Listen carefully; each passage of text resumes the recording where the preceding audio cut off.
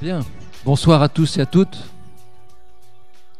Alors j'ai le grand plaisir d'accueillir aujourd'hui, nous avons le grand plaisir d'accueillir aujourd'hui Mireille Boydens, qui est quelqu'un d'assez extraordinaire. Je ne pense pas qu'on en ait deux comme ça en Belgique, ou en tout cas en Belgique francophone, je ne sais pas, je m'avance un peu, mais je ne pense pas du tout, parce que Mireille Boydens est spécialiste en propriété intellectuelle.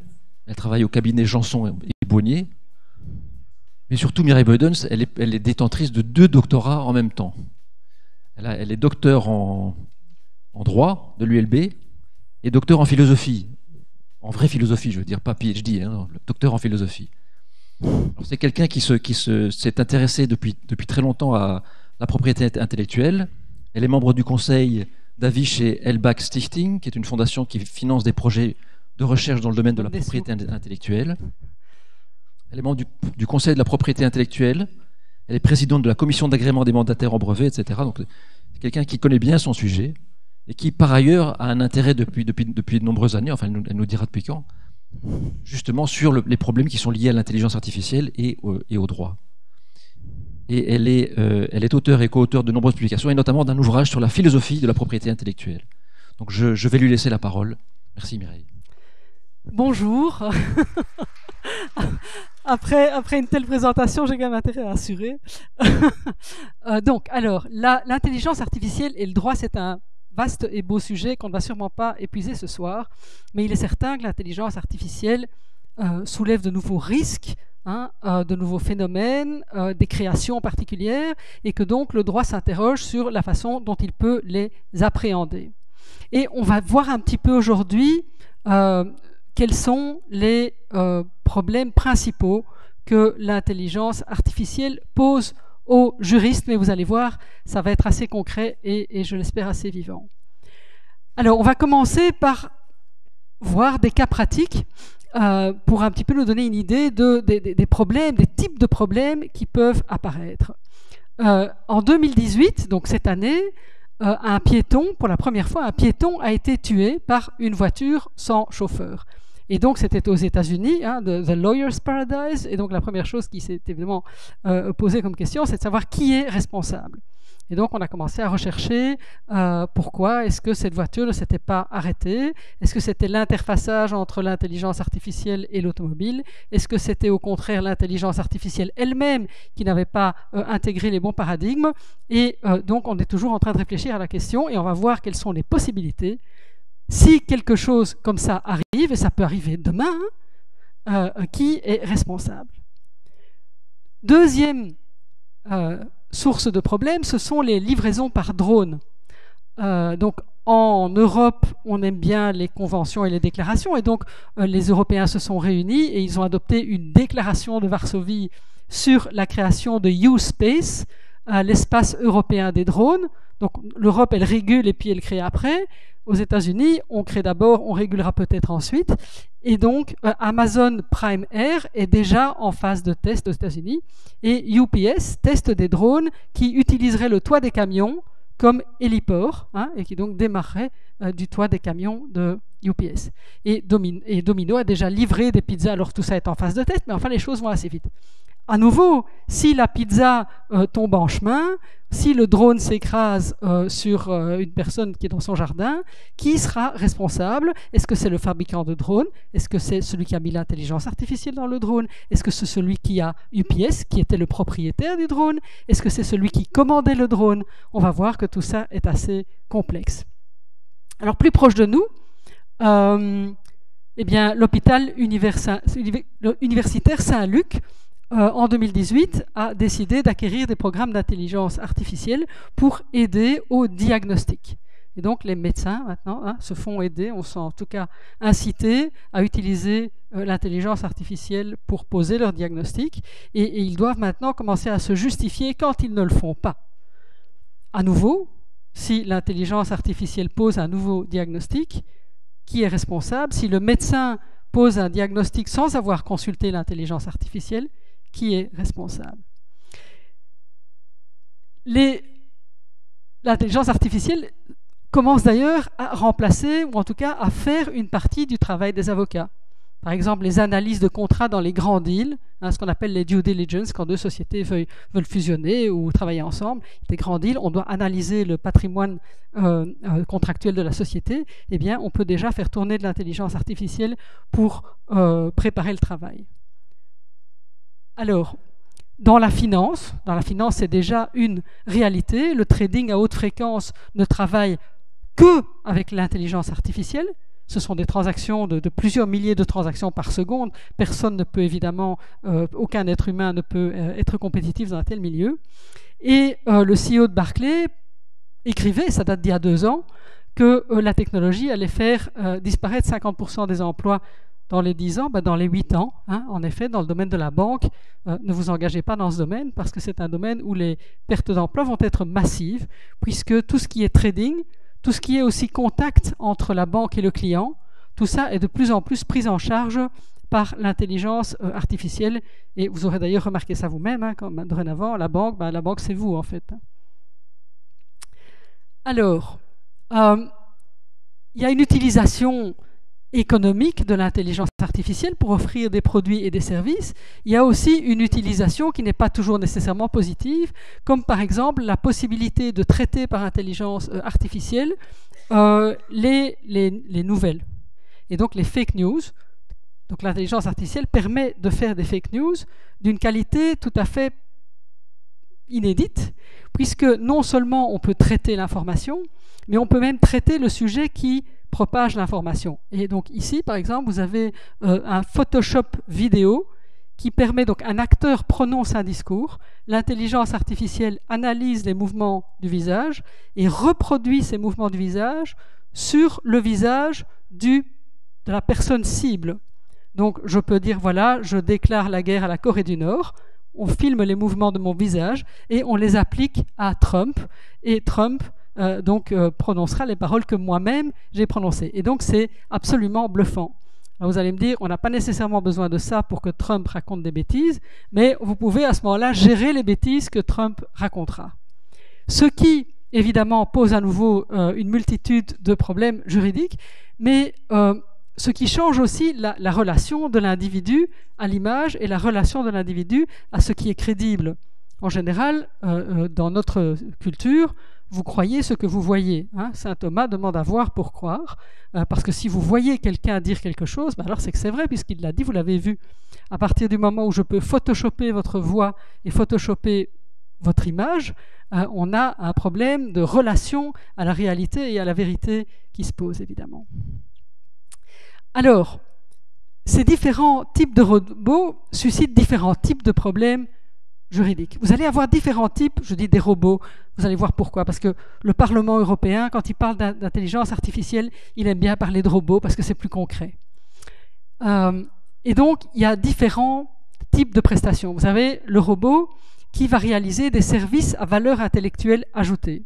C'est le robot financier, c'est le robot qui aide l'avocat dans l'analyse des contrats, c'est celui qui fait de l'aide au diagnostic. Premier type de prestation, avec son lot de problèmes spécifiques. Vous aurez des robots spécialisés dans l'aide à la personne, donc des robots qui vont se glisser dans votre intimité, qui vont prendre soin des personnes âgées, qui vont prendre soin des enfants, qui vont à la limite prendre soin de votre ménage. Et ça aussi, donc ils entrent dans votre vie privée, et ça va poser un certain type de problème juridique. À côté de ça, vous avez déjà des robots qui posent des services techniques.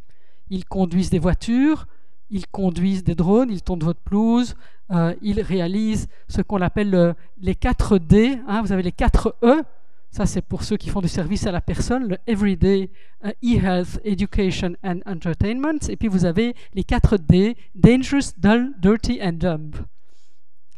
Alors, donc vous avez ces 4 types de robots. Ces 4 types de robots vont faire 4 types d'interventions. Ils vont négocier et conclure des contrats. Dans la finance, c'est ça. Hein. Le trader qui fait 3000 opérations par seconde, il fait 3000 contrats de vente et d'achat par seconde. Ils vont prester des services. Prestant des services, ils vont causer éventuellement des dommages parce qu'ils auront mal presté. C'est le cas de la voiture sans chauffeur qui preste le service de vous conduire de A à B et qui, entre A et B, écrase quelqu'un. Troisième activité, c'est qu'ils vont évidemment collecter des quantités inouïes de données. L'intelligence artificielle se nourrit de données, mais elle va collecter en particulier des données quand il s'agira de soins à la personne ou de robots qui se glissent dans votre intimité. On va voir lesquels dans un instant. Et enfin, last but not least, l'intelligence artificielle va elle-même se mettre à créer des choses. Donc nous créons pour l'instant de l'intelligence artificielle qui nous rend un certain nombre de services, négocier des contrats, soit à la personne, services techniques, mais l'intelligence artificielle va créer, ça c'est la deuxième étape, et déjà maintenant vous avez des logiciels d'intelligence artificielle qui créent des œuvres d'art ou qui créent des inventions. Et la question qui va alors se poser, c'est à qui appartiennent les œuvres d'art créées par l'intelligence artificielle? Vous allez voir que c'est assez complexe et que la réponse est assez surprenante. Alors, quelles sont les questions que se pose alors le juriste? Eh bien, la première question dont on va parler un peu, c'est la question de savoir quel est le statut juridique qu'il faut donner à l'intelligence artificielle. Parce qu'on perçoit tout de suite que l'intelligence artificielle, bien sûr, c'est moins qu'une personne, mais c'est plus qu'une chose, parce qu'elle interagit avec son environnement et elle prend des décisions autonomes. Donc c'est plus qu'une chose tout en étant moins qu'une personne. Donc quel statut lui reconnaître? Parce que dans notre droit, hérité du droit romain, vous avez la summa divisio, les choses et les personnes. Il n'y a pas vraiment une troisième catégorie. Donc qu'est-ce qu'on va leur reconnaître comme statut?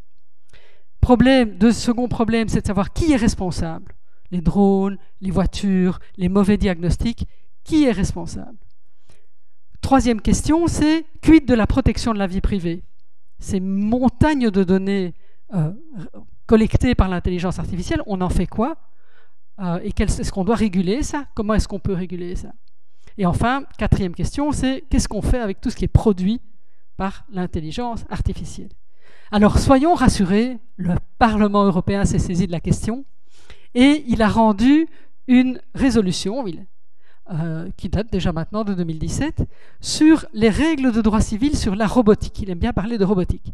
Et je vous invite à lire le considérant qui ouvre la résolution parce que ça nous dit énormément de choses sur la façon dont nous, Européens, nous appréhendons le phénomène. Qu'est-ce qu'il nous dit? Je ne vais pas tout lire, mais les premières phrases. Considérant que depuis la créature de Frankenstein, imaginée par Mary Shelley, au mythe antique de Pygmalion, en passant par le golem de Prague et les robots de Karel Čapek, inventeur du terme, les humains ont rêvé de construire des machines intelligentes, le plus souvent des androïdes à figure humaine. Il y a deux choses, quand on lit ces considérants, il y a deux choses qui frappent. La première chose, c'est que, je peux vous garantir en 25 ans d'expérience, quand un législateur fait référence à des romanciers et aux mythes pour appréhender un phénomène, c'est qu'ils sont vraiment perdus. Parce que ça ne ressemble pas au législateur d'aller dire comment est-ce que je vais faire pour concevoir le truc. Attends, chou, je crois que j'ai lu ça dans un roman, ça va peut-être nous aider. Et alors, dans la résolution, la suite de révolution, eh bien, ils disent qu'est-ce qu'on pourrait bien prendre comme ligne directrice pour la législation? Les règles de Karel Čapek. Les règles de la robotique dans le roman de Karel Čapek. Donc, ils sont fameusement dépassés. 2, ils ont une vision extrêmement négative de l'intelligence artificielle. Pour eux, l'intelligence artificielle, c'est Frankenstein. Tout le monde connaît Frankenstein. C'est le golem qui se révolte contre son créateur. C'est le robot de Karel Čapek qui n'est pas un ange non plus. Donc, voilà, c'est d'abord un risque. Et je lisais, pas plus tard que ce matin, une opinion d'un expert de la Commission européenne qui travaille donc sur la stratégie de l'Union européenne en matière d'intelligence artificielle. Et donc, l'Europe a produit un document de 14 pages sur la stratégie de l'Union en matière d'intelligence artificielle. Eh bien, sur ces 14 pages, il y a 2 pages qui sont consacrées aux opportunités et il y a 12 pages qui sont consacrées aux menaces et aux risques. Donc nous, en Europe, on voit d'abord les menaces. C'est dangereux, qu'est-ce qu'on peut faire? Ça va être la catastrophe, il faut essayer de remettre l'humain au centre, défendre nos valeurs. Tout ça, c'est très bien, on va en reparler d'ailleurs. Mais c'est des réactions de vieux. Donc, à la fois très sages, en disant oui, c'est risqué et il faut réfléchir à la question. Et là, on a raison, c'est le vieux sage, et en même temps, c'est le vieux qui, quand quelque chose est nouveau, se crispe en disant « catastrophe, c'est nouveau, qu'est-ce qu'on va faire ?» Et donc, sur ces 14 pages, 12 pages négatives, 2 pages positives. Et de la même manière, en matière d'investissement, donc vous voyez que en quoi est-ce que l'Europe va investir pour faire une charte éthique. Elle explique, on va investir la charte éthique, les droits de l'homme, etc. Ça, c'est très très bien. Et puis elle constate que nous avons un déficit, donc un gap par rapport aux États-Unis qui est de 90 milliards. Et donc l'Europe a décidé, on va investir les gars dans la technologie, et on va investir combien? 50 millions. Alors, est-ce que c'est tellement un hasard si nous, les Américains, ne sont pas nécessairement mieux, ils sont un peu mieux, mais pas tellement mieux, et s'il y a un tel gap entre ce qu'on fait en Europe et ce qu'on fait en Asie? Eh bien, je pense qu'il y a des raisons culturelles derrière. En Europe, comme aux États-Unis, mais surtout en Europe, on est judéo-chrétien, hein, tradition catholique, etc. Donc seul l'homme a une âme. Nous avons une âme, nous seuls, et puis à côté de ça, vous avez l'univers des choses. Tout ce qui n'est pas nous, ce sont des choses. Les animaux, dans le Code civil, ce sont des choses. Donc le reste, c'est des choses. Et donc si une chose se comporte comme un homme, c'est évidemment un crime de lèse-majesté. Quoi ? Une chose qui prétend agir, prendre des décisions comme si c'était un être humain, ça ne peut être qu'un monstre, évidemment. Ça ne peut être que monstrueux. Et donc, quand le cinéma européen produit des androïdes, ils ont en général un rôle menaçant. Vous voyez le golem, Frankenstein, Maria dans Metropolis, Ava dans le film, je ne sais pas si vous connaissez, dans Ex Machina, c'est chaque fois des êtres qui fondamentalement sont dangereux. Alors qu'au Japon, ou en Chine d'ailleurs, culture shintoïste, ou en tout cas pas cette prégnance des religions du livre, finalement tout a une âme. Et c'est pas si grave. Il y a maintenant des créatures qui se rapprochent de l'être humain, qui ont des capacités, qui se rapprochent des nôtres. Ben oui, en soi, c'est pas grave. Et donc, quand eux produisent des dessins animés ou des films qui mettent en scène des androïdes, les androïdes sont perçus de façon positive. Ils aident les humains. Pensez à Goldorak, pensez à Bimax, si vous avez été voir les super-héros. Donc, The Little Astro Robot, donc ils sont plutôt positifs. Donc, eux vont percevoir ça comme positif. Nous, on perçoit ça comme négatif. Et donc, ça a un impact sur la stratégie de l'Union européenne en matière d'intelligence artificielle. Alors, première question. Première question qu'on s'est posée, c'est juridiquement, il faut qualifier les robots. On les met dans quelle boîte? Les juristes aiment bien qualifier. Alors, l'intelligence artificielle, par définition, est capable d'interagir avec son environnement, d'apprendre de son environnement et de prendre des décisions autonomes. Donc c'est plus qu'une chose, mais bien entendu, ça n'est pas non plus un être humain. Donc on s'est dit, qu'est-ce qu'on va leur donner comme statut? Eh bien, des juristes américains, donc aux États-Unis, on propose, première piste, de faire renaître pour l'intelligence artificielle le statut de l'esclave en droit romain, en disant, mais les gars, ça n'est pas la première fois qu'on a des choses qui pensent et qui concluent des contrats. Les Romains avaient déjà, ça s'appelait des esclaves. L'esclave, c'était une chose en droit romain. Donc quand un esclave passait un contrat, il n'était pas lié, c'était son maître qui était lié. Mais c'était une chose, les Romains avaient bien remarqué que les esclaves étaient quand même autonomes et doués d'intelligence, évidemment. Donc vous aviez une chose qui pouvait négocier un contrat et contracter avec l'effet que c'était le dominus, donc le propriétaire de la chose, qui était lié par le contrat. Et donc, on dit, finalement, c'est peut-être un statut qui serait intéressant pour l'intelligence artificielle. Ça a l'avantage de reconnaître à la fois l'autonomie décisionnelle de l'intelligence artificielle et en même temps son caractère de chose, donc c'est la propriété d'un être humain. L'être humain reste premier dans le système. Évidemment, l'inconvénient de ce système, c'est qu'on sait que les esclaves ont fini par prendre le pouvoir à Rome et que toutes les décisions importantes étaient prises par les esclaves, notamment l'empereur Claude. Bon, c'était dirigé par les esclaves. Finalement, les citoyens n'avaient plus grand-chose à dire. Et donc, je vous laisse le temps de découvrir c'est pas si bête, cette blague-là, où on dit, voilà, je demande des droits égaux pour les robots, hein, et puis elle explique, écoutez, oui, parce qu'à terme, les transhumanistes vous expliquent que vous pourrez exporter votre personnalité dans un robot, et donc, en demandant des droits égaux, je demande en fait des droits pour vos petits-enfants, qui en réalité auront transposé leur esprit dans un robot. Bref. Alors, donc quel statut juridique? Premier statut possible, le statut des esclaves. Qu'en pense le Parlement européen? Alors, on est en pleine science-fiction. Le Parlement européen pense ceci. Ben, ils disent, écoutez, voilà, il faudrait à terme créer une personnalité juridique spécifique aux robots, en tout cas les plus développés. Et donc, il serait envisageable de conférer la personnalité électronique à tout robot qui prend des décisions ou interagit avec des tiers. Donc, que nous dit le Parlement? Eh bien, il dit, voilà, mesdames et messieurs de la Commission, créez une nouvelle personne, une nouvelle personnalité, qui sera la personnalité électronique du robot. Et donc, le robot sera lui-même responsable. Comme on va le voir, l'idée, c'est de dire, votre frigo vous explose à la figure, eh bien, vous attaquez votre frigo en justice. Et c'est tout à fait sérieux. Alors, qu'est-ce qu'ils vous disent? Ben, ils disent, en fait, on va créer une troisième catégorie. Il y a déjà les personnes physiques, comme vous et moi. Il y a les personnes morales, les sociétés, les États, les communes. C'est des personnalités. C'est des personnalités abstraites. Ce n'est pas des vraies personnes, mais tout le monde consent et conçoit qu'une société puisse passer un contrat, etc. C'est une entité abstraite.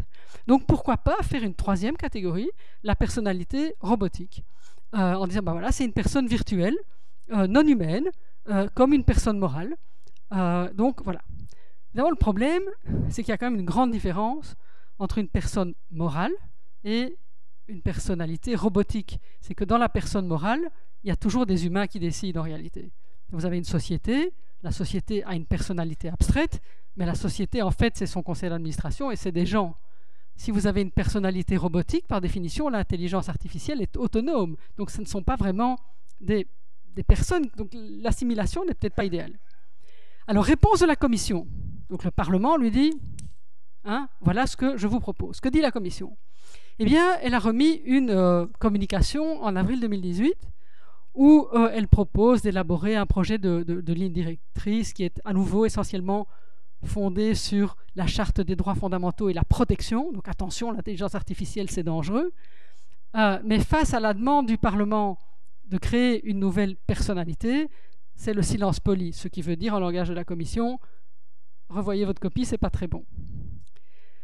Et au soutien de cette position de la Commission qui dit non, personnalité robotique, c'est peut-être pas une très bonne idée, des experts ont écrit à la Commission. 208 experts ont écrit à la Commission pour leur dire, voilà, la personnalité robotique, ce statut nouveau, n'est pas souhaitable. Parce que, dit-il, première raison, c'est que le Parlement n'a rien compris. C'est ce qu'ils disent de façon polie, en disant que voilà, la création d'un statut juridique de personne électronique, c'est affirmé par l'affirmation, c'est fondé par l'affirmation erronée qu'on ne parviendra jamais à s'en sortir en matière de responsabilité. Et aussi, surtout, ils ne comprennent pas ce que c'est l'intelligence artificielle. Ils se font des idées, ils se font un film sur les dangers de l'intelligence artificielle. C'est quand même assez dur, puisqu'ils parlent de perception des robots déformés par la science-fiction. Ce n'est pas un compliment pour le Parlement. Et, disent-ils, ce n'est pas une bonne option. Pourquoi ce n'est pas une bonne option? Donner la personnalité aux robots, qu'est-ce que ça veut dire? Ça ne peut pas être des personnes physiques. On ne peut pas les assimiler à des personnes physiques, parce que qu'est-ce que ça veut dire alors? Ils vont avoir un droit à la santé, un droit à l'intégrité physique, le droit de vote, ça n'a pas beaucoup de sens. On ne peut pas non plus les assimiler leur statut à celui d'une personne morale, parce qu'à nouveau, comme je vous l'ai dit, la personne morale, derrière toute personne morale, vous levez le voile, vous avez une personne physique, ce qui n'est pas le cas dans l'intelligence artificielle.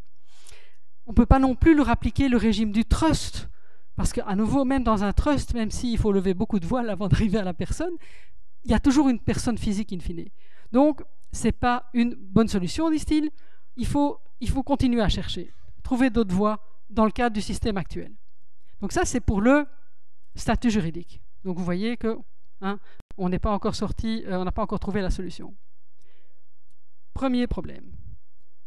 Deuxième problème, c'est l'impact de l'intelligence artificielle sur la vie privée. Et très significatif à cet égard est ce qui s'est passé avec le babyphone amélioré Aristotle. Donc, la société a lancé ce babyphone en 2017.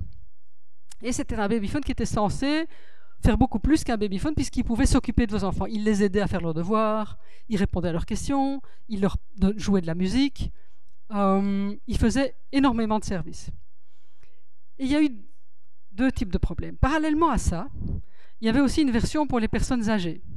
Donc il y avait une personne, cette fois-ci, c'était quelque chose qu'on pouvait prendre en main, ça ressemblait à une sorte de doudou, mais c'était un doudou qui, à nouveau, permettait d'interagir, qui parlait à la personne âgée, qui répondait à ses besoins, qui transmettait ses besoins à une centrale, etc. Deux problèmes. Premier problème, c'est que des études ont montré qu'il y avait un risque que les enfants s'attachent davantage à la machine qu'à leurs parents. Parce qu'en fait, le robot, lui, il est là tout le temps. L'enfant rentre de l'école, il est là, il s'occupe de lui, il lui chante une chanson, il lui raconte des histoires, il écoute ses problèmes. Les parents, eux, pour payer le robot, ils sont au boulot, ils travaillent, et ils ne sont pas là.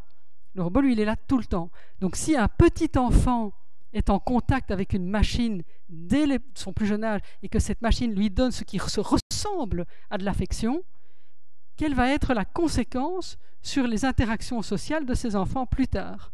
Donc premier problème, on a dit, attendez, qu'est-ce qu'on fait là? Qu'est-ce qu'on est en train de faire? C'est vrai pour les enfants, c'est vrai a fortiori pour les personnes âgées, donc qui commencent à être plus déficientes et qui à nouveau ne voient jamais leurs enfants, mais par contre le petit robot, lui, il est là tout le temps. Alors si le robot a une personnalité juridique d'une manière ou d'une autre, elles pourront leur léguer la fortune au robot, évidemment, parce que le robot, lui, il est là tous les jours, il vient tout le temps, il s'occupe. Donc premier problème, comment gère-t-on l'attachement des individus aux machines? Et puis deuxième problème avec Aristote, c'est qu'on s'est rendu compte que donc, ces machines parlaient aux enfants, mais que donc il y avait une connexion dans les deux sens. Ce qui voulait dire que la machine captait les besoins et les intérêts des enfants pour les transmettre à des fournisseurs, qui ensuite de ça proposaient des services à la famille. En disant l'enfant, il aime bien Dora l'exploratrice, il adore Dora l'exploratrice, et donc les parents recevaient dans leur mailbox pour la Saint-Nicolas énormément de merchandising Dora l'exploratrice. Donc on s'est dit, il y a un problème de vie privée, puisqu'on est en train de pomper de l'information d'enfants mineurs pour ensuite de ça proposer des services. Et donc, le produit a été finalement retiré du marché. Mais une infinité d'autres produits sont proposés et arrivent sur le marché, notamment dans le cadre de l'Internet des objets qui fonctionne avec de l'intelligence artificielle et qui permettent d'avoir cette intelligence artificielle un peu partout dans la maison. Premier exemple, tout à fait réel, c'est le Samsung Smart Fridge. Donc vous avez de l'intelligence artificielle dans votre frigo qui fait des shelfies, donc les selfies de votre shelf du frigo. Il fait des shelfies et donc il sait ce qu'il y a dans votre frigo. Il vous avertit des dates de péremption, il vous propose des recettes, et il vous propose des recettes éventuellement en tenant compte de vos allergies, etc. Tout ça, c'est très bien. Mais donc, ça veut dire que le frigo connaît vos heures de table, ce que vous mangez, ce que vous laissez traîner dans le frigo, les légumes, par exemple. Si vous avez des intolérances, comment est-ce que vous achetez, quand est-ce que vous le remplissez. Énormément d'informations qui, évidemment, sont tiré de chez vous et envoyé vers les fournisseurs, puisque dans le manuel d'utilisation, dans les conditions, il est bien mis que ces informations peuvent être communiquées à des tiers. Deuxième possibilité que vous connaissez tous, ce sont les smart meters, donc les appareils qui permettent de contrôler sa consommation énergétique. Tout ça, c'est très bien, mais le projet qu'il y a derrière, évidemment, c'est de faire de l'éco-contrôle. Et donc on dira, écoutez, la famille de Mme Beudens, ils chauffent à 22 degrés, donc on va les surtaxer parce qu'en réalité, ils chauffent trop. Et j'ai vu que vous avez pris 3 fois votre douche sur une journée, c'est absolument pas éco-responsable, je vous surtaxe. Donc, en réalité, on prend des informations extrêmement intimes qu'on va communiquer aux autorités, et puis, alors dans un premier temps, vous n'aurez pas la facture, mais dans un deuxième temps, Engie viendra avec une facture d'éco-responsabilité, puisqu'elle saura exactement quelle est votre façon de vivre. Vous, au lieu de mettre un pull, vous augmentez le thermostat, vous serez taxé. Au lieu de prendre une fois une douche tous les 2 jours, vous en prenez une tous les jours, vous serez taxé. Donc, à nouveau, ça pompe de l'information. Et aux États-Unis, ça a même permis de résoudre un meurtre, puisque un des suspects prétendait que il était rentré de telle soirée et il avait été se coucher, et que son smart meter a en réalité expliqué à la police que pas du tout. Le soir même, il avait pris une longue douche. Et donc, la police, sachant qu'à telle heure il avait pris une douche, a été vérifiée dans la bombe de douche et on a trouvé des traces de sang. Et donc, ça a permis de mettre la main sur le coupable. Alors, autre problème très connu, c'est les télévisions qui fonctionnent dans les deux sens, évidemment, et qui sont notamment hackés par les services secrets, et donc qui permettent, vous regardez la télévision, mais la télévision vous regarde. Et la télévision vous regarde et enregistre évidemment également les conversations. Donc là aussi, on capte de l'information privée. Alors, autre exemple tout à fait concret, c'est la Xbox. La Xbox qui est équipée de micros pour pouvoir répondre aux commandes vocales. Donc c'est sympa, on peut commander à sa Xbox, mais si elle vous entend, ça veut dire qu'elle vous entend, quoi, y compris quand vous dites autre chose que « allume-toi ». Et donc elle capte les conversations. Or, que dit à nouveau le contrat? Eh bien, le contrat nous dit que tout ce qui a été capté peut être communiqué à des affiliates and vendors. Donc, autrement dit, personne ne lit le contrat, évidemment. Vous avez accepté que la Xbox écoute ce que vous dites et ensuite de ça, ce que vous dites est transmis à des partenaires commerciaux. Autre exemple qui a donné lieu à un avertissement des autorités aux États-Unis, c'est Motorola. Donc, à nouveau, c'est une sorte de babyphone amélioré. Donc, vous pouvez voir vos enfants et leur parler. Et les autorités américaines se sont rendues compte que cet objet était en réalité hacké ou très facilement susceptible d'être hacké. Et donc des parents étaient rentrés dans la chambre de leurs enfants et ils avaient constaté que la machine parlait à leurs enfants.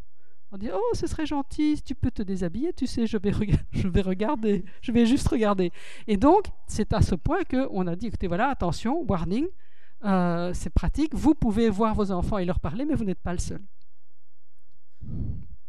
Donc finalement, on en arrive à une maison connectée avec tous les avantages que vous pouvez découvrir à l'écran.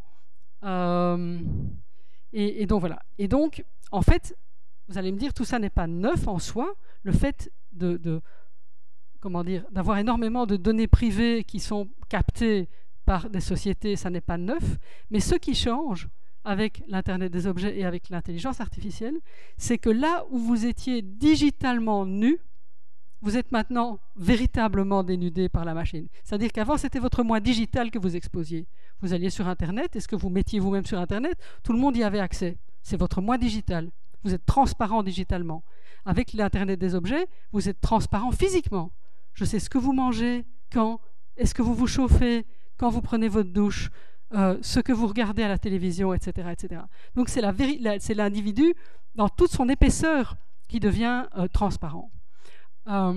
Et bien entendu, non seulement les données sont collectées massivement, mais elles sont traitées évidemment de façon à pouvoir profiler l'individu et en déduire des schémas de comportement.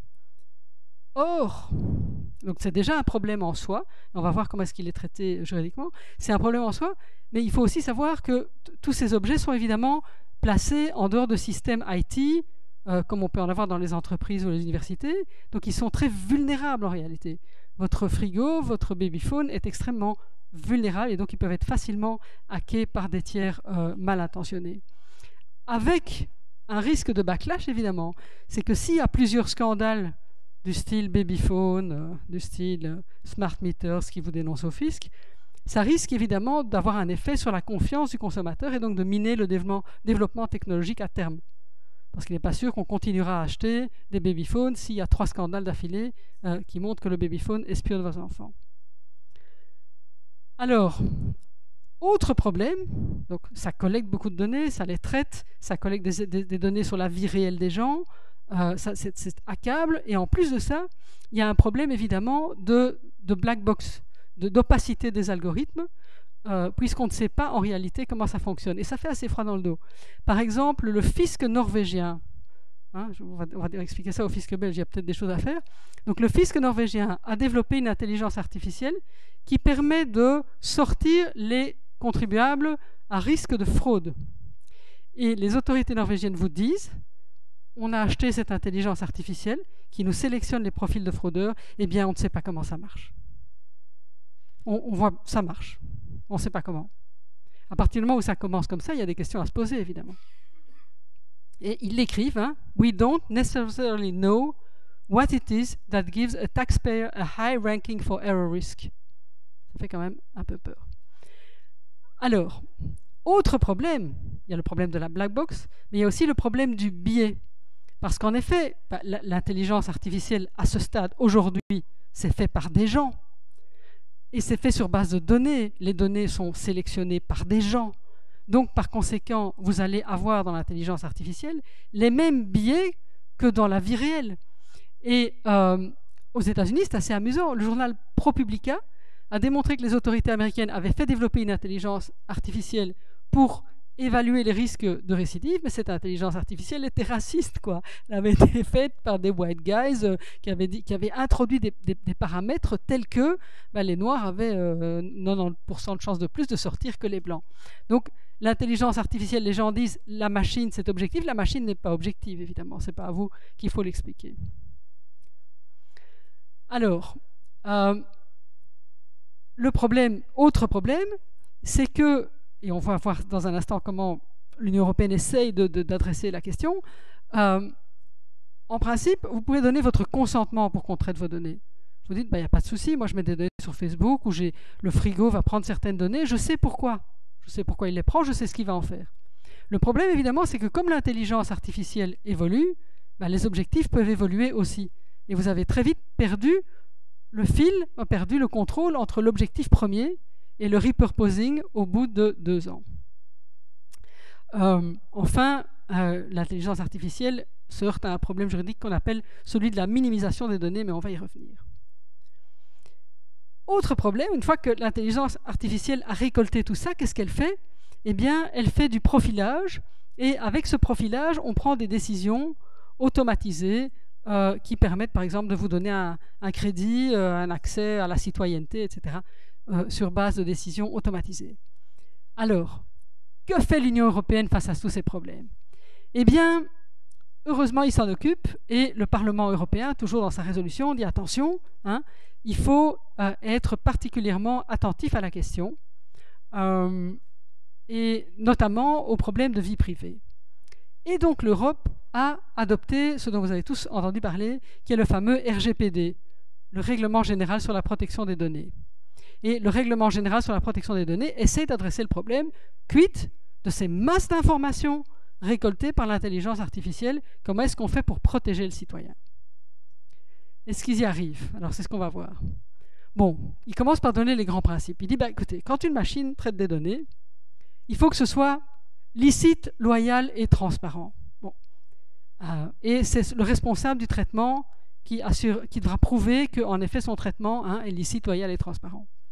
Concrètement, ça veut dire quoi? Alors, principe de transparence. Qu'est-ce que ça veut dire? En fait, ça veut dire que celui qui traite des données à caractère personnel, vous mettez une intelligence artificielle dans le frigo, vous allez pomper de l'information, vous devez informer l'acheteur. Il doit savoir quelles informations je récolte et pourquoi faire. Ça, c'est le principe de transparence. Et on ajoute, il faut qu'il sache quelle information pour quel objectif, et le considérant 63 ajoute, et en plus, la personne devrait avoir le droit de connaître la logique qui sous-tend le traitement automatisé. Mais le problème, je l'ai déjà dit, le problème c'est que l'intelligence artificielle, c'est une black box. Les gens ne savent pas comment ça marche. Tout le monde sait que AlphaGo a battu le jour de Go, Deep Blue a battu un jour d'échecs, mais personne ne sait comment exactement. Quelle est la logique? Je ne suis pas sûr. Peut-être que quelqu'un le sait, le créateur peut-être. Mais en principe, c'est une black box. Et si même quelqu'un le sait, imaginons, l'équipe d'informaticiens le sait, le problème c'est qu'on ne peut pas leur demander d'expliquer, parce que si vous lui demandez d'expliquer la logique qui sous-tend, il va vous dire « Ah, c'est mon secret d'affaires ». Il y a une directive qui protège le secret d'affaires. Je ne vais pas vous dire comment j'ai conçu mon intelligence artificielle. Je viens de dépenser $1 million. Je ne vais pas vous dire comment ça marche. Et donc, vous avez 2 droits légitimes qui s'affrontent. D'un côté, protection des données privées, on dit il faut informer les gens, il faut qu'ils sachent à quelle sauce ils seront mangés. Et puis, vous avez l'entreprise qui dit je ne vais pas vous donner la recette de la sauce parce que c'est mon secret d'affaires. Deuxième chose, il faut que ce soit loyal. Donc, il faut éviter les discriminations, il faut éviter les traitements déloyaux. Et donc, les algorithmes et les bases de données ne peuvent pas être biaisés. À nouveau, comment est-ce qu'on va vérifier ça en pratique? Mystère. Alors, autre principe, on ne peut traiter les données que pour les objectifs qu'on a annoncés. Donc je dis voilà, je traite les données et c'est pour vous permettre de gérer le contenu de votre frigo. Et je vous explique pourquoi j'ai pris les données. Comme ça, les gens, ils savent, ils disent oui, ils disent non, ils achètent le frigo, ils n'achètent pas, ils sont informés. Et en principe, on ne peut pas faire du repurposing. Donc, on ne peut pas prendre les données et ensuite de ça dire oui, je vous avais dit que c'était ça, mais maintenant, moi, je vais aussi les utiliser à des finalités marketing ou je vais aussi faire d'autres choses avec les données. En principe, on ne peut pas. Mais il y a des exceptions. Et le problème ici, il y a des exceptions, vous avez donné votre consentement, ce n'est pas une exception gênante. L'objectif, le nouvel objectif est compatible, ce n'est pas un problème. Le problème, il va être ici. On va dire, voilà, je ne peux pas utiliser les données pour faire autre chose, sauf si je le fais pour de la recherche scientifique. Alors vous dites, mais ça c'est bien la recherche scientifique. Ouais. Sauf que la recherche scientifique est définie de façon hyper large. Et on vous dit, la recherche scientifique, ça couvre notamment le développement de technologies. Le problème de l'IA, c'est que par définition, elle se développe tout le temps. Et donc, comment vous allez faire la distinction entre l'utilisation de l'IA, où elle se développe, et en principe, donc, vous faites de l'utilisation, il faudrait obtenir à nouveau le consentement, hein, et le développement de l'IA, qui lui est de la recherche, puisqu'on développe la technologie. Donc, le problème de l'IA, c'est que par définition, elle est toujours dans la recherche scientifique, puisqu'elle est tout le temps en train de s'améliorer, et qu'on vous dit la recherche, c'est quand ça se développe. Or, l'IA se développe tout le temps, donc, je termine mon syllogisme. Si tout ce qui se développe est de la recherche scientifique, toute IA est toujours de la recherche scientifique, et donc on peut toujours faire du repurposing avec l'intelligence artificielle, et on contourne le principe prévu par le règlement. Donc vous voyez que c'est bien fait. Alors, principe de minimisation des données. Donc en principe, dit le règlement, eh bien le responsable ne peut traiter que les données nécessaires et pertinentes pour l'objectif. Il vous a dit, l'objectif c'est ça, eh bien il peut prendre que les données qui sont nécessaires à faire ce qu'il a annoncé. À nouveau, est-ce que ça marche pour l'intelligence artificielle? Bonne question, parce que comme elle est en permanence évolutive, c'est difficile de déterminer ce qui est nécessaire puisque ça évolue tout le temps. Alors, profilage et décision automatisée. Là, la directive dit stop. Donc le profilage, qu'est-ce que c'est? Ça, c'est vous analyser, hein, donc vous analysez pour pouvoir prédire votre comportement. Et une fois que je vous ai screené, je sais comment vous vous chauffez et vous prenez votre douche. Et en fonction de ça, je vais donc savoir ce que je vais vous proposer comme contrat d'énergie. Je vous ai bien screené, je sais le genre de coco que vous êtes, et je vais vous proposer un contrat d'énergie et je vais vous imposer un régime fiscal. Ça, c'est le profilage. Et une fois qu'on a profilé, alors on peut prendre la décision qui suit le profilage. Et que dit à nouveau le règlement? Il dit, eh bien, on peut s'opposer aux décisions automatisées, donc des décisions qui sont intégralement automatisées. Le consommateur peut dire stop. Et en plus de ça, celui qui utilise du profilage et de la décision automatisée, eh bien, il doit informer le client en disant « Attention, cher ami, je vous profile et je vais prendre une décision sur base des données que je reçois. » Et je vous explique la logique, évidemment, parce que ça veut dire quoi? Je vais vous profiler, il faut que la personne comprenne de quoi il s'agit. Qu'est-ce que je vais retenir? Comment je vais vous profiler? Donc ça, c'est le principe. Tout ça, ça a l'air très bien. Et à nouveau, il y a des exceptions, mais le problème, évidemment, c'est que, à nouveau, expliquer la logique sous-jacente pour l'intelligence artificielle, ça va être impossible, ou en tout cas extrêmement compliqué. Et donc, que propose le Parlement européen? Il dit, ben voilà, il faudrait en fait prévoir une transparence de l'algorithme, ou à tout le moins prévoir des boîtes noires quelque part. Donc il y a toujours une boîte noire qui permette à un certain moment d'accéder à la logique. Donc informer upfront de la logique sous-jacente, ça ne va pas être possible.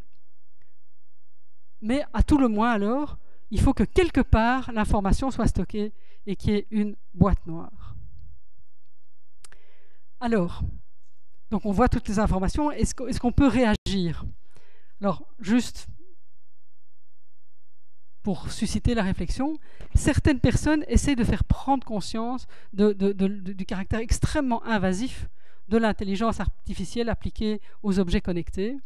C'est notamment un artiste qui se propose de remplir les services d'une maison connectée.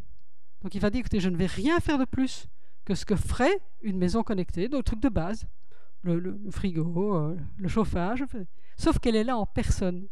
Et que quand les gens voient une personne qui fait ce que fait la machine, tout d'un coup, ils se rendent compte que c'est quand même un peu gênant.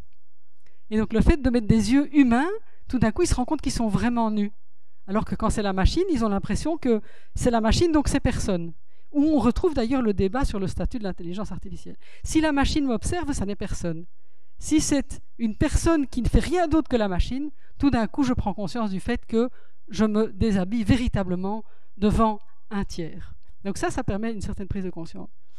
Une autre chose qui est assez amusante, surtout donc en Chine, c'est que donc, il y a énormément à Shanghai, par exemple, il y en a partout, des caméras de reconnaissance faciale, ce qui donc permet aux autorités de pouvoir retrouver à tout moment quelqu'un.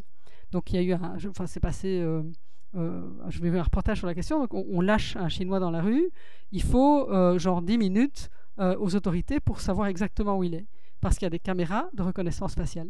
Et donc, il y a une sorte de réaction qui consiste à trouver un maquillage, une coupe de cheveux, dont l'objectif est de tromper l'intelligence artificielle. Donc c'est conçu pour tromper l'algorithme.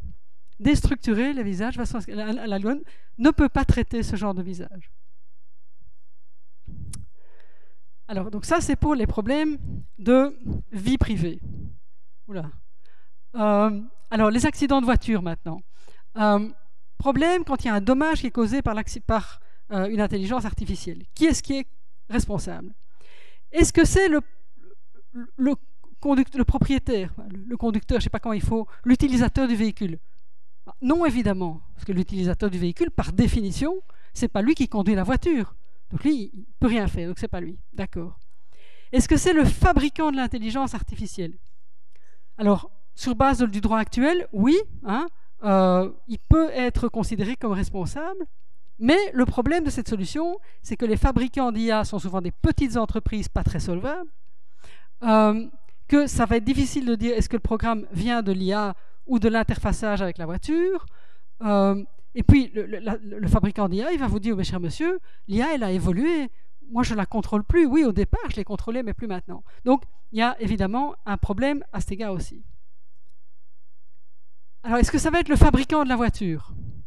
L'avantage du fabricant de la voiture, c'est que ce sont de grosses entreprises, solvables, et ils connaissent bien la voiture. Ils savent comment ils ont intégré l'intelligence artificielle. Ça, c'est la piste vers laquelle on s'oriente. Et d'ailleurs, Volvo a déjà dit qu'elle prenait en charge toute la responsabilité de ces voitures sans chauffeur. Donc, c'est la solution vers laquelle on s'oriente. Mais à nouveau, il y a un problème. C'est que le constructeur, il connaît l'intelligence artificielle au moment T, mais au moment T plus 10, l'intelligence a évolué et elle échappe à son concepteur, puisque par définition, elle va apprendre de ses propres expériences de circulation.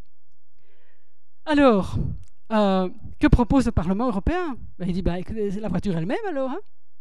La voiture elle-même est responsable. Et donc, on créerait un patrimoine et une assurance pour la voiture. Et en cas de dommage, c'est la voiture qui est assurée, qui est responsable. Donc vous imaginez, votre frigo, la voiture, le frigo, le drone, l'aspirateur vous fait tomber, vous assignez l'aspirateur. Alors, problème aussi quand ce sont des êtres humains modifiés, parce que vous avez aussi des prothèses d'intelligence artificielle connectées à l'homme. Qui est responsable? Alors la jurisprudence parle dans ce cas-là, donc de la prothèse, l'IA connectée à l'homme devient une personne par destination. Elle devient comme un accessoire de l'être humain. Alors ça devient, on la traite comme si c'était vous. Et donc, tant que vous contrôlez l'implant, vous êtes responsable. L'implant, c'est vous. Par contre, si vous ne contrôlez plus l'implant, si votre bras automatique se met à gifler votre contrôleur des impôts, et que vous dites « c'est pas moi, c'est mon implant », eh bien, dans ce cas-là, qu'est-ce qu'on fait? Ça peut arriver. Alors, soit vous invoquez la force majeure, soit alors ce sera le fabricant de l'implant qui sera responsable. Autre problème. Autre problème, ce sont les intelligences artificielles qui créent des œuvres.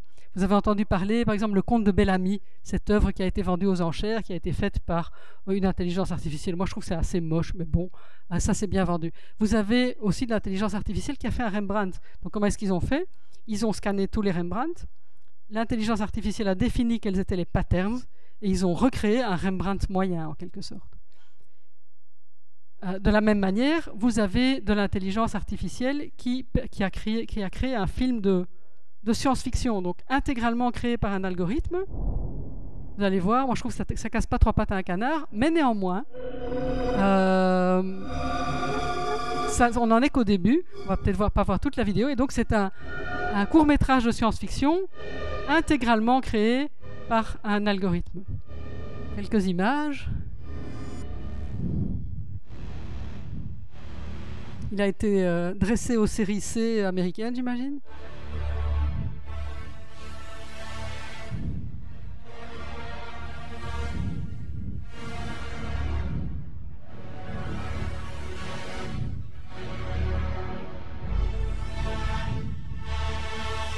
Donc voilà, ce genre de choses,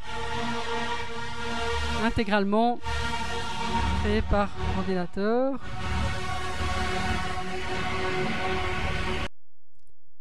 Alors, autre exemple que j'ai vu à Paris au printemps dernier, vous voyez donc un renard et un corbeau, et vous avez 3 intelligences artificielles qui font un concours de reproduction, de nature morte en quelque sorte. Donc elles sont censées reproduire ce qu'elles voient, et ça donne ceci, et ça je trouve pour le coup assez intéressant, c'est assez joli en fait. Donc l'intelligence artificielle a vu le tableau et puis l'a reproduit. Alors, il y a aussi dans le domaine de la musique, mais pour ça il faut revenir la semaine prochaine parce que vous aurez une conférence uniquement sur le sujet, donc je passe. Et la question qui se pose avec ces courts-métrages, ces œuvres d'art, c'est est-ce que c'est protégé par le droit d'auteur? Alors, on va faire simple. Il faut distinguer 2 cas. S'il y a eu une collaboration entre la machine et un être humain, la réponse est oui. Parce que quand vous voyez la jurisprudence de la Cour de justice, elle fonctionne encore avec des concepts du XXe siècle évidemment, et ils disent une œuvre d'art c'est quoi? Eh bien c'est quand un individu exprime sa personnalité en faisant des choix libres et créatifs. Une machine n'a pas de liberté et encore moins de personnalité. Donc vous avez une collaboration, là on peut dire le résultat reflète la personnalité du collaborateur humain.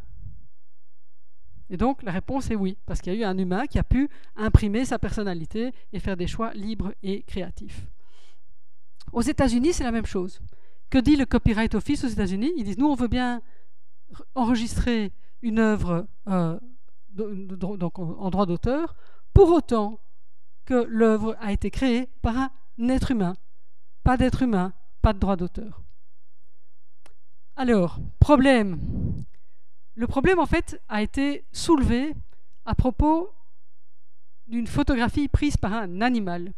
Il y a un photographe anglais qui s'appelle David Slater qui avait décidé de laisser dans la jungle, à un endroit bien spécifique, il avait laissé des appareils photo. Et des macaques sont venus et ils se sont mis à prendre des selfies. Vous voyez qu'il a un certain talent. Et donc Naruto a pris une photo de lui. Et il y a comme ça pas mal de selfies, mais Naruto était le plus doué. Et cette photographie a circulé sur Internet et à un certain moment, David Slater a dit « Écoutez, c'est très joli, mais moi j'aimerais bien des droits d'auteur. » Alors, la PETA, l'association de défense des droits des macaques, si ça existe, a assigné Slater en disant « Mais pas du tout, c'est Naruto l'auteur de la photographie. Il faut reconnaître des droits d'auteur à Naruto. » Et donc, le tribunal américain a été saisi de la question « Est-ce qu'un animal peut être titulaire de droits d'auteur ?» Alors finalement, ils ont transigé. Donc on n'aura jamais en première instance, le tribunal, il a dit non, il faut un être humain. C'est un peu mais on n'a pas vraiment creusé la question. Mais ce qui est intéressant, c'est que l'animal, c'est un peu comme une intelligence artificielle. C'est pas une personne humaine, mais il interagit avec son environnement et il est capable de prendre des décisions autonomes. Alors, si on dit l'intelligence artificielle peut créer une œuvre, alors pourquoi pas un animal? Et on arrête tout. Est-ce que le concombre de mer, qui interagit avec son environnement et qui est lui aussi capable de prendre des décisions autonomes, est aussi capable de faire une œuvre d'art? Donc, ça pose des questions extrêmement intéressantes, évidemment. Alors, donc, quelle est la situation si comme Naruto, c'est une intelligence artificielle seule qui crée. Eh bien, non seulement en Europe, on vous dit c'est pas une œuvre d'art, aux États-Unis, on vous dit c'est pas une œuvre protégée par le droit d'auteur non plus. C'est la même solution un peu partout. C'est la même chose en Australie, par exemple. C'est la même chose en Allemagne. Le seul pays où ça n'est pas comme ça, c'est la Grande-Bretagne et les pays du Commonwealth, où là, ils ont adopté une définition différente, fondamentalement différente, où ils disent, bah, écoutez, c'est très simple. Quand il s'agit d'une œuvre computer-generated, eh bien, c'est celui qui a pris les arrangements, les dispositions pour faire fonctionner le machin, qui sera titulaire du droit d'auteur. Et donc, par définition, rien ne s'oppose à ce qu'une œuvre computer-generated soit protégée par le droit d'auteur. Donc, qu'est-ce que ça veut dire? Ça veut dire que dans la plupart des pays, sauf l'Angleterre, et les pays du Commonwealth, les œuvres ne sont pas protégées si c'est IA seul. Donc, le fameux film que je vous ai montré, ce n'est pas protégé par le droit d'auteur. Donc, ça veut dire que c'est dans le domaine public. Toutes ces œuvres sont dans le domaine public. Alors, ça ne plaît évidemment pas à tout le monde. Et donc, il y a un mouvement, notamment à l'OMPI, pour dire, écoutez, non, il faut changer les choses. Il faut trouver une manière de protéger ces œuvres par le droit d'auteur. On a investi des millions pour créer l'algorithme. On aimerait bien rentabiliser ce qui en sort, évidemment. Pour l'instant, c'est comme ça, mais ça risque d'évoluer. Mais une fois, imaginons qu'on dit, bon, d'accord, on adapte le critère, on fait changer la jurisprudence de la Cour de justice, et on dit, voilà, une œuvre créée par l'intelligence artificielle, c'est protégé par le droit d'auteur. Question numéro 2, à qui appartient le droit d'auteur? Est-ce que c'est l'utilisateur de l'intelligence artificielle? Non. Parce que lui, en général, il fait que pousser sur le bouton, évidemment, pour mettre en marche. Est-ce que c'est le propriétaire de la machine? Donc celui qui a mis à disposition, lui non plus, en réalité, il ne contribue pas vraiment à la création de l'œuvre. Troisième solution, qui est sans doute la plus réaliste, c'est de dire, en fait, l'œuvre, c'est un résultat indirect de la prestation du concepteur. Donc le concepteur qui a fait l'IA, lui au moins, il a fait une prestation créative, et l'œuvre qui en résulte, c'est un résultat indirect de l'intelligence artificielle. C'est ce que dit la loi anglaise, d'ailleurs. Quatrième option, de dire, écoutez, ça reste dans le domaine public, mais ça, il est dit que l'industrie ne veut pas. Cinquième option, c'est de dire, à nouveau, comme le dit le Parlement européen, eh bien, c'est l'intelligence artificielle elle-même qui est propriétaire de ses propres œuvres. Alors, à supposer même qu'on ait résolu ce premier problème, il y en a plein d'autres. Par exemple, si l'intelligence artificielle crée quelque chose et qu'elle copie une autre intelligence artificielle, qui va être responsable? Quelle va être la durée du droit d'auteur? Puisque dans notre droit, on dit que le droit d'auteur, c'est 70 ans après la mort de l'auteur. 70 ans après la mort de la machine, ça va être dur. Et qu'est-ce qu'on fait avec les droits de paternité, les droits moraux? Les droits moraux d'une machine, ça va être compliqué aussi. Alors, même chose en droit des brevets. Si, et c'est de plus en plus le cas, et donc la question va se poser avec de plus en plus d'acuité, une invention technique qui est faite par une intelligence artificielle, est-ce que c'est brevetable? Parce que maintenant, de plus en plus souvent, l'intelligence artificielle présélectionne les molécules et elle offre les molécules à l'entreprise, à l'équipe de chercheurs qui sélectionne. Aujourd'hui, certes, des humains font encore la sélection, mais pour combien de temps? Peut-être qu'un jour, l'intelligence artificielle fera aussi la sélection. Et dans ce cas-là, vous aurez des nouveaux médicaments intégralement créés par intelligence artificielle. Brevetable ou pas brevetable? Aujourd'hui, dans l'état du droit, c'est très simple, c'est pas brevetable. Mais vous imaginez la catastrophe pour ceux qui investissent, évidemment. Autre problème, est-ce que l'intelligence artificielle elle-même est brevetable? Alors là aussi, c'est assez intéressant. En Europe, directive de novembre 2018, donc autant dire hier, avant-hier en réalité, ils disent, écoutez, voilà, c'est très simple. En soi, le logiciel lui-même n'est pas brevetable, parce que ça relève de la théorie mathématique, de l'abstraction. Donc le logiciel n'est pas brevetable, mais il peut devenir brevetable s'il est en interaction avec un système physique. Donc pour reprendre mon exemple du frigo, l'intelligence artificielle non, mais si je brevette l'intelligence artificielle qui interagit avec le frigo, alors je peux breveter. Mais donc l'OEB a une attitude assez conservatrice en disant l'intelligence artificielle, il ne faut pas trop breveter, c'est difficile, on n'a pas encore vraiment compris quelles étaient les implications. Donc attitude européenne, attitude de vieux. Aux États-Unis, pour l'instant, c'est la même chose. Ils ont les mêmes règles. Mais ils ont, eux, par contre, en septembre de cette année, émis une recommandation en disant, écoutez, c'est très simple, il faut changer le droit et s'arranger pour qu'on donne un incentive à l'investissement dans l'intelligence artificielle. Et donc, le même problème, mais avec une optique un peu moins conservatrice, en disant, bon, en effet, aujourd'hui c'est comme ça, peut-être faut-il changer les choses pour que cela ne soit plus ainsi demain. Et donc, que conclure? Eh bien, que l'intelligence artificielle, c'est le paradis pour les avocats, merci, et par ailleurs, que l'Europe a à la fois les inconvénients et les avantages du vieux continent, puisqu'on réfléchit énormément, ce qui est très bien, mais d'un autre côté, on réfléchit tellement qu'on est en train de se faire dépasser par tout le monde. Donc voilà, je vous remercie.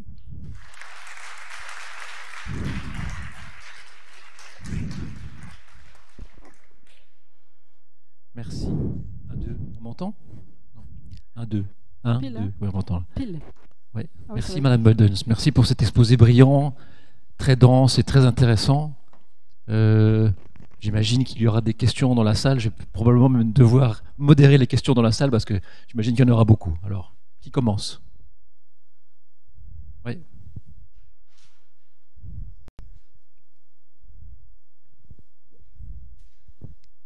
Bonjour, donc j'ai même plusieurs questions. Tout d'abord, je ne vois pas actuellement par rapport à l'IA qu'on présente dans la communauté scientifique, la différence par exemple entre un GPS aujourd'hui qui vous conduit sur une mauvaise route et vous avez un accident et un IA qu'on vend actuellement sont aussi des processus automatisés. Donc est-ce qu'on... Oui. La différence, c'est que dans votre GPS, c'est vous qui gardez le contrôle. Votre GPS vous dit d'aller à droite, à gauche, à droite. C'est toujours vous qui êtes au volant et vous pouvez ne pas le suivre. Donc même si on constate que beaucoup d'automobiles suivent bêtement leur GPS, vous gardez en théorie le contrôle. Alors que la voiture sans chauffeur, vous n'êtes même plus là, quoi. Alors, les régulateurs de vitesse qu'on a dans les voitures actuellement, c'est tout à fait pareil. Vous restez au volant, vous pouvez freiner. Dans la voiture sans chauffeur, le problème, c'est que vous êtes sur le fauteuil du passager.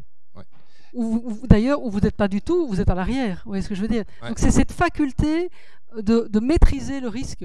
En droit, c'est celui qui maîtrise le risque qui est responsable. Ouais. Mais pourquoi donner un statut dès à présent à l'IA? Parce qu'en fait, on a l'impression qu'on parle de Skynet, là. Donc on se projette vraiment loin. On est peut-être à l'époque de Jules Verne et on essaye de faire des lois pour des fusées dans 100 ans, quoi. Donc c'est comme si on voulait... Donc Jules Verne, il fait... Ce que vous dites est juste. On se projette, en fait. Alors, ce que vous dites est juste. Il y a deux façons de voir les choses. Les Américains vous diront, on va d'abord voir comment ça avance, et puis on légiférera quand on aura un peu d'expérience. Première approche. Deuxième approche, qui est plus européenne, qui est de dire, oui, mais si on ne légifère pas tout de suite, il y a des pratiques qui vont se mettre en place, et on n'aura pas la main. Les citoyens n'auront pas la main. Donc il faut que ce soit le législateur qui agisse avant même que les pratiques se mettent en place. Est-ce qu'une philosophie est meilleure que l'autre? Honnêtement, je n'en sais rien. Mais c'est deux approches. Mais alors on fait de la science-fiction, alors que par exemple les Grecs qui discutaient des atomes, c'était des philosophes, ils discutaient des atomes, ils n'avaient jamais vu d'atomes, mais ils sont arrivés à quelque chose. Ici, on se projette. Si maintenant, tout d'un coup, on veut discuter des aliens, alors on va faire référence à Alien le film, alors qu'on ne sait pas ce qui va nous arriver dessus. Ici, je veux dire, c'est des craintes anticipées que l'homme a. C'est tout à fait vrai. Donc c'est plutôt des philosophes plutôt que la commission qui devrait... Je leur ferai passer le message. Merci. Alors, qui d'autre? Oui. Test. Merci. En fait, moi, je suis députée, donc je fais partie des gens qui ont des réactions de vieux. Mais bon, je suis venue ici quand même pour apprendre, pour pouvoir justement aborder ce type de problématique différemment. Et ce que j'avais comme question, parce que je suis députée au Parlement wallon, c'était justement ce qu'on pouvait faire au niveau wallon pour faire évoluer les choses sur un dossier tel que celui-là. Pour vous dire les choses telles que je le pense, je crois qu'on a besoin au Parlement d'avoir des présentations comme celle-ci, d'avoir même un colloque sur l'intelligence artificielle. J'ai vraiment envie d'organiser cela. Et j'ai d'ailleurs rendez-vous très bientôt avec Thierry. J'aimerais lui en discuter avec lui. Mais je pense vraiment qu'on a non seulement besoin d'avoir ce type d'informations, mais aussi des perspectives pour ne pas être dans uniquement la logique des 2 pages sur les opportunités et des 12 pages sur tous les problèmes qui pourraient intervenir. Je voulais avoir votre avis sur la question par rapport peut-être au contact que vous auriez avec ce niveau de pouvoir-là. Alors moi je pense que là où vous avez raison, c'est que je pense qu'il faut certainement en discuter et il faut certainement que les députés, que les citoyens en parlent. Parce que qu'est-ce qui se passe si on ne le fera pas? On le fera à notre place. Parce que pendant que nous, on n'en parle pas, les Américains en parlent et eux régulent et eux ont des idées. D'ailleurs, ce que je vous ai exposé, c'est essentiellement des idées qui viennent des États-Unis.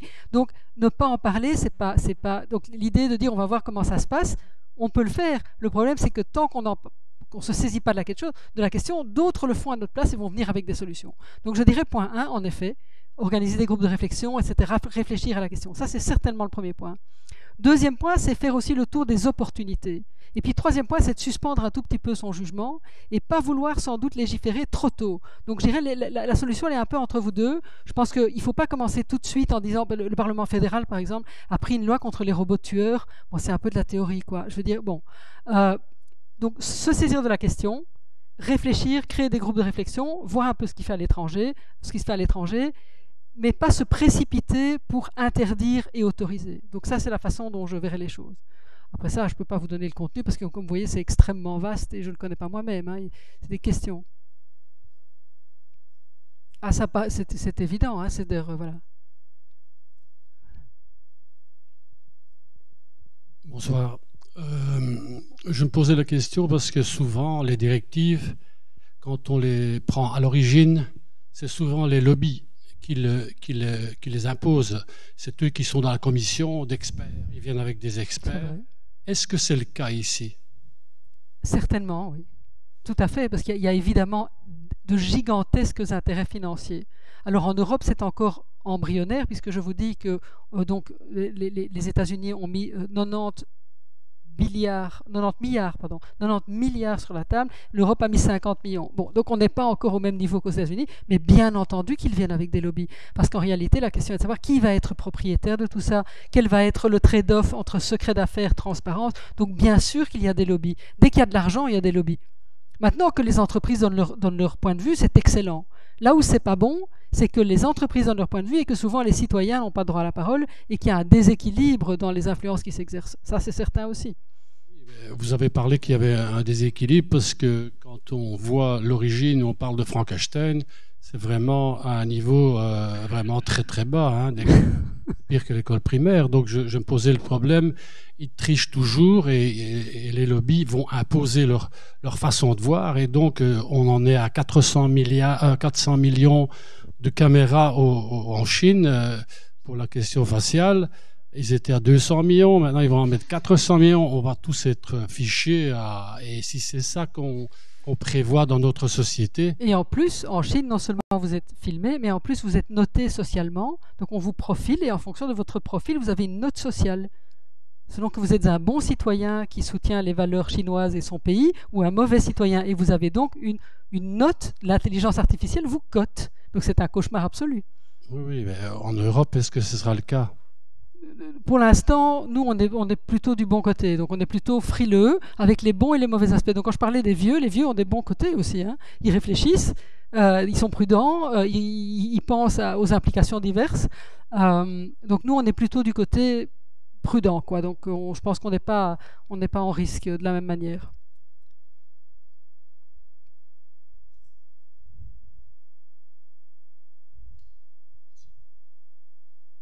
Merci pour votre intervention. Je me posais une question.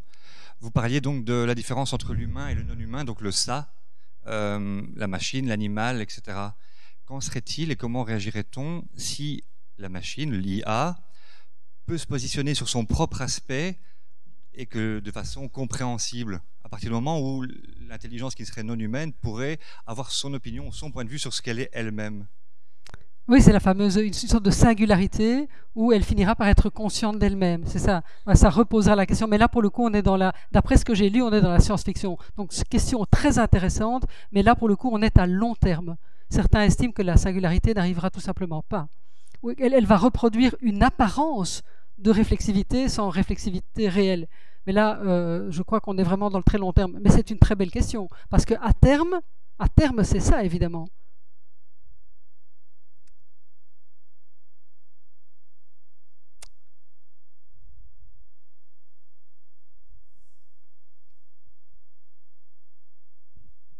Merci. Merci, je pose beaucoup de questions. Mais en fait, justement, pour rebondir sur cette singularité, là, c'est dans le cas d'une intelligence artificielle, mais dans le cas de Naruto, là, qu'on a vu, Naruto, il peut pas avoir de droit d'auteur puisqu'il sait même pas ce que c'est un selfie. Oui, donc en théorie, on se pose des questions d'humains sur. Oui, mais c'est la question. Fondamental parce qu'on peut se demander le jour où ça se produit. Donc le jour où une intelligence artificielle va penser, il faudra lui demander le statut juridique qu'elle veut avoir. Actuellement, les IA ils ne pensent pas, c'est juste. Oui, le seul truc, c'est. Chine, c'est un équipement qui réfléchit pour nous, on va dire. Ouais. La seule chose, c'est que les arguments en faveur de Naruto, et qui seraient les mêmes arguments d'ailleurs pour une intelligence artificielle, c'est de dire oui, mais attendez, le droit d'auteur, il protège quoi? Il protège la création. Donc qu'est-ce qu'il faut? Il faut une œuvre originale qui se distingue de ce qui existe, hein, qui est le résultat de choix libres et créatifs. Et vous avez des associations d'animaux, et d'ailleurs ça a été transcrit dans le code wallon, hein, qui vont dire oui mais attendez, l'animal c'est un être doué de sensibilité. Donc en fait on a changé le statut de l'animal, c'est toujours une chose, enfin il est plutôt dans la catégorie des choses, mais il est devenu un être doué de sensibilité. Et la Wallonie est en pointe sur le sujet d'ailleurs. Et donc on dit voilà, est-ce que facialement ce qu'il fait se distingue de ce qui existe? Oui. On ne peut pas distinguer une photo de Naruto prise par Naruto d'une photo de Naruto prise par moi. Okay? Donc facialement, à première vue, c'est la même chose. Est-ce que Naruto a une sensibilité? Eh bien, les défenseurs de la nature vont dire oui, d'une certaine manière, les macaques ont une sensibilité. Ils ont un certain sens d'eux-mêmes, ils passent le test du miroir, donc ils ont une certaine réflexivité. Alors ce ne sont pas des personnes, mais c'est un peu l'intermédiaire entre... C'est plus des choses en tout cas, c'est pas des choses, ça n'est plus des choses. En Wallonie en 2018, les animaux sont plus vraiment des choses. Donc il a une certaine sensibilité. Le problème c'est où est-ce qu'on met la ligne, quoi. Il a un statut juridique. Un animal n'a pas de statut juridique. Si, maintenant c'est un être doué de sensibilité, ils ont un statut juridique, absolument. D'ailleurs si vous le maltraitez, c'est pénalement sanctionné, etc. Donc ils ont un statut juridique.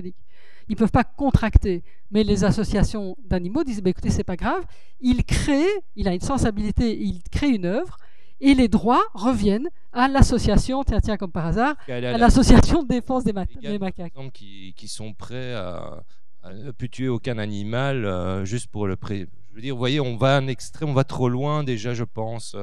Enfin, ça pose en tout cas de très belles questions. Ça pose de très belles questions. Ouais. En fait, c'est le début, c'est ça qui est bien. Hein. Bon, voilà. Pas que je suis contre ou quoi que ce soit. Non, mais voilà. Et donc c'est intéressant parce que tout ça est lié. Et si on reconnaît aux animaux, demain on reconnaîtra à l'intelligence artificielle aussi.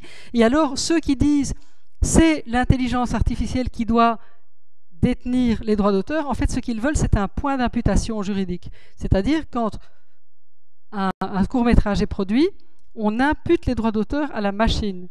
Mais cette machine elle-même transfère les droits d'auteur à la société qui l'a réalisé, évidemment. Dans l'esprit de ceux qui défendent la solution, c'est la machine qui est titulaire de droit. L'idée derrière, c'est de dire que cette machine va transférer ses droits à la société qui l'a conçue. Elle va être programmée pour ça. Et donc, on veut un point d'imputation. Donc, ça n'est pas aussi farfelu que ça en a l'air de prime abord. Mais ça pose plein de questions, parce que si on reconnaît à la machine, alors est-ce qu'il ne faut pas reconnaître à l'animal? Et si on reconnaît à l'animal, d'accord, mais est-ce que l'animal transfère lui aussi ses droits, parce qu'on ne peut pas le programmer, lui, pour le coup? Vous voyez le problème? Si on dit quelque chose qui n'a pas de volonté, enfin, qui n'a pas le même type de volonté et de conscience que peut avoir un être humain, si cette chose, cette entité peut avoir des droits d'auteur,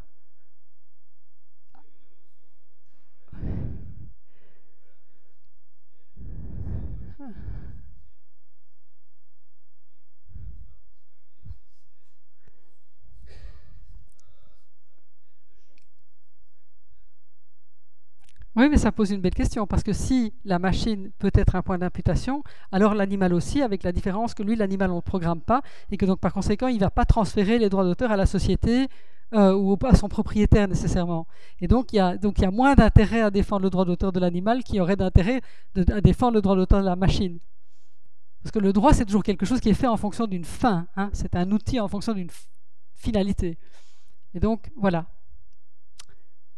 D'ailleurs une finalité économique aussi. Enfin, totalement, absolument. Dans les questions que vous évoquez là, il y a la question des modèles d'affaires qui vont se construire là derrière, quoi. Évidemment, évidemment. Il faut que ça puisse fonctionner simplement. Il faut que ça puisse fonctionner. Maintenant, est-ce que le fait nécessairement de considérer que ce que produit l'IA doit être approprié. Est-ce que c'est la bonne solution? Je ne sais pas. Il faut faire une analyse économique. Parfois, quand les choses sont dans le domaine public, ça fonctionne, c'est ce qu'on discutait aussi. L'open source fonctionne très bien aussi. Donc, il faut vérifier, il faut faire des études économiques. Est-ce que l'appropriation des créations de l'IA est la meilleure solution économique? Eh bien, il faut voir.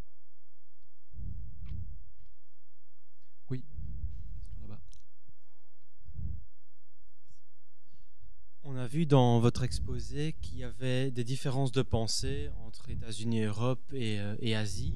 Est-ce qu'il y a à l'heure actuelle une volonté de mettre des choses en commun, un peu comme on fait pour le commerce par exemple, ou les finances? Alors au niveau juridique, pas que je sache. Je crois que les Chinois ne se préoccupent pas pour l'instant de la régulation. Ils se préoccupent d'engranger des bénéfices, enfin je veux dire d'avancer dans la recherche, hein. Et d'ailleurs, eux ont des machines, enfin, ils avancent plus vite en machine learning que nous, puisqu'ils sont aussi riches en données à caractère personnel que les États du Golfe en pétrole. Les ressources sont illimitées puisqu'ils n'ont pas de protection de la vie privée. Donc chez eux, il n'y a pas à se poser la question, est-ce que je peux récolter des données et entraîner ma machine sur tel type de données? La réponse c'est on peut faire ce qu'on veut. Donc par définition, pour l'instant, ils font. Et je crois qu'ils se poseront la question de la régulation après. Mais c'est différent aussi parce que c'est une dictature. Et donc tout est plus ou moins contrôlé par le pouvoir. Donc ça ne se pose pas dans les mêmes termes.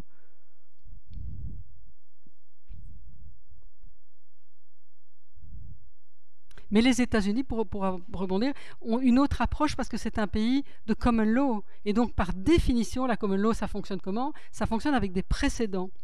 Donc aux États-Unis, on laisse d'abord la justice, les tribunaux, voir comment ça marche en pratique, on prend des décisions sur base de précédents, hein, et ensuite de ça, éventuellement, le régulateur intervient. En Europe, on n'est pas un pays de common law, on est un pays de droit civil. Donc chez nous, on fait d'abord une loi, et puis la loi est appliquée par les tribunaux. Donc les Américains aussi, donc les Américains, parce qu'ils sont common law, ils attendent. Les Chinois, ils attendent parce que le droit, ce n'est pas leur priorité première. Et les Européens, par contre, eux, ils aimeraient bien légiférer tout de suite. Ce qui présente des avantages et des inconvénients, hein. Est-ce que ça peut avoir comme sens de dire la machine transfère ses droits à son propriétaire à partir du moment où on n'a pas forcément bien défini ce que c'est que la machine, parce qu'il pourrait y en avoir plusieurs instances. Si la machine est utilisée, enfin si l'intelligence artificielle est utilisée par différentes sociétés, qui transfère cette propriété déjà? On n'est plus vraiment sûr de la définition. Oui, sauf qu'en droit, si par exemple vous avez des machines en réseau et que vous avez par exemple, pour dire quelque chose, 50 ordinateurs en réseau qui font tourner une intelligence artificielle, vous aurez, si vous choisissez cette option, vous aurez 50 copropriétaires. Donc le droit n'est pas hostile à la copropriété. Et si vous avez 100, ce sera 100 copropriétaires, avec des participations, le cas échéant, variables. Ce sera difficile à gérer, mais en droit, c'est des choses qui arrivent. Une société est la propriété de ses actionnaires. Et parfois, vous avez 30 000 actionnaires, hein. Mais si on a quelque chose de totalement décentralisé, donc dans le cas de machines en réseau au sein de la même entreprise, ça a l'air géré et gérable. Mais si on imagine que c'est un produit qui est vendu à différents clients et que ces différents clients l'utilisent pour produire différentes œuvres qui engendrent des bénéfices. En droit, ça marchera comment? On demandera aux différents copropriétaires, donc à tous ceux qui ont contribué, de passer ce qu'on appelle un règlement de copropriété. Et le règlement de copropriété définira comment on peut exploiter les résultats de ce qui est créé. En disant par exemple, nous sommes tous copropriétaires de l'AI, mais chacun peut l'exploiter librement. Et donc chacun des copropriétaires l'exploite librement. Donc ça, c'est des choses, ça se gère parfaitement. Vous avez des contrats de consortium européens où il y a 30, 40 entreprises qui participent. N'ayez crainte, on trouve un contrat de consortium qui fonctionne. Le problème, c'est de se poser la question, est-ce que c'est logique dans la philosophie du système? Puisqu'à nouveau, en propriété intellectuelle, le droit revient en principe au créateur. L'inventeur si c'est une invention, l'auteur si c'est du droit d'auteur. Ici, le problème, c'est que le propriétaire, c'est pas le créateur, quoi. Il a juste la machine, mais c'est pas lui qui crée, c'est l'intelligence artificielle qui crée. Qu'est-ce qu'il contrôle? Il contrôle plus grand-chose. Donc le propriétaire, ça répond pas à la philosophie du système. Mais on peut choisir cette option. Simplement, alors on se départit de l'idée que la propriété intellectuelle va au créateur. Donc c'est un changement de paradigme. On va dire ça va à l'investisseur. C'est ce qu'on a déjà fait d'ailleurs en matière de bases de données. Donc pour ceux qui créent des bases de données, on a créé une propriété intellectuelle spécifique qui s'appelle les droits sui generis sur les bases de données. Et là, on a dit, vous savez quoi? On va faire simple. Hein, c'est celui qui investit qui a les droits. Donc celui qui a investi pour créer la base de données, il est propriétaire.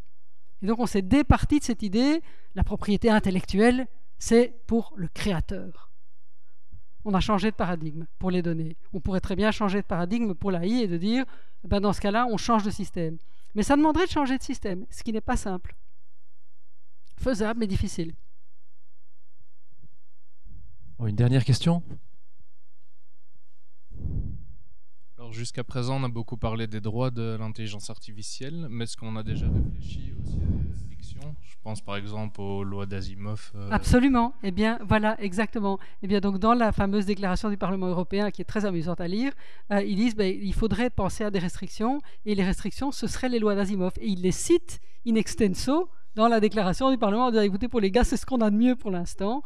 Mais il y a des restrictions, par exemple, l'obligation de transparence, l'obligation de boîte noire. L'intelligence artificielle doit conserver les états des logiques successives. Donc il y a des obligations qui sont imposées, évidemment.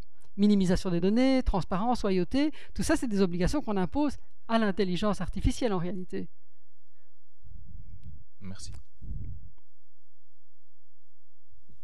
Merci. On posera la question en direct à l'auteur, je pense, après. Hein. Je pense qu'on peut remercier une fois encore Mireille Beudens pour son exposé.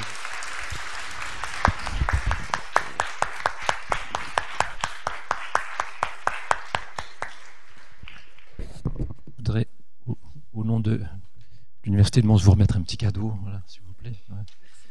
Et puis inviter tout le monde à prendre le verre de l'amitié, et puis il y a un snack qui vous attend là-bas. Merci.